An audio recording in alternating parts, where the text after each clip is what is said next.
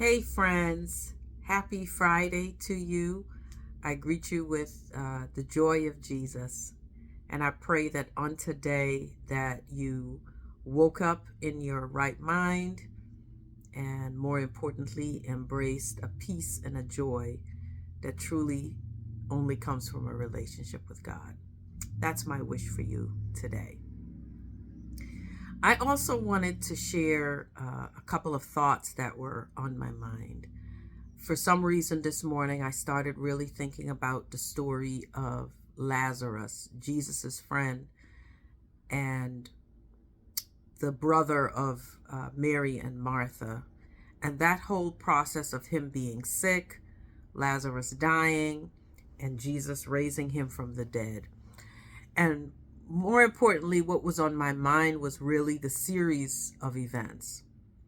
Because in John chapter 11, from verse 1 all the way until I believe about verse 43 is when Jesus called him out of the grave, we see him being sick, you see him being ill, you see Mary and Martha sending word to him, while he was still sick and yet alive, asking for Jesus to come and do something. And you see him dying. You see Jesus showing up 3-4 days after he died. And there were a couple of things in the story that really stood out to me. It made me think of the times when you really, really need for someone to come through for you. And I can only imagine that with Mary and Martha, them feeling like the time that we really need him to come through, not only has he not come through, but when he did come through, he's come through long after. Even one of the sisters had said, my Lord, if you had come earlier, you might have been able to save his life. Some of the unbelievers were looking on and say, gosh, if this man can, restore sight to the blind, how come he wasn't able to prevent the death of Lazarus? And it goes to show that God works in so many mysterious ways that we truly cannot lean on our own understanding. Because while on the surface it looked like he came and he didn't come on time, he was strategic in what he was doing, that he resurrected, he called Lazarus out of the grave. But by calling Lazarus out of the grave, it wasn't just about restoring Lazarus's life or bringing him back to his family, but it was doing it so that the people who didn't fully believe can believe. That even there was even a verse where he says, he reassures one of Lazarus's sisters, I can't remember if it was Mary or Martha, where he said, I am the resurrection and the life. Do you not believe that? For those that believe in me, though you die, you're going to live again.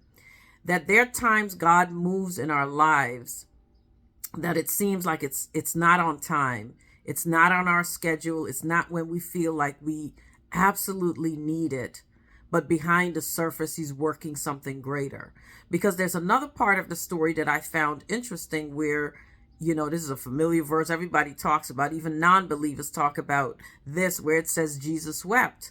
And I'm thinking, well, why are you weeping when you knew he was sick? You were called to help to save him. And more importantly, you knew that you had the power to raise him from the grave. I believe it's in that moment that Jesus was able to demonstrate where he embodied both being God and being human, because we know the familiar story that he came down, that God sent Jesus in human form to live among us and to save humanity.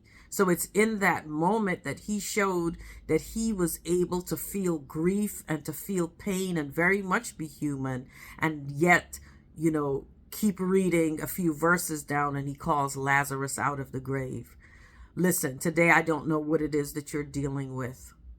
I don't know how many times that you've been crying out to God. I don't know what miracle you need, what breakthrough you need, and whether you need it today or you needed it 2 weeks ago. But I'm here to encourage you that you serve and you pray a God who hears you, who is concerned about you. And maybe when he brings the breakthrough in his life, it's more than just you that he's trying to reach. Maybe there are other people around you. Maybe there are people connected to you. Maybe there are people that are in your family that they need to experience a miracle from God themselves to understand that he is real and to accept him into their lives. All right, so those are my thoughts for today.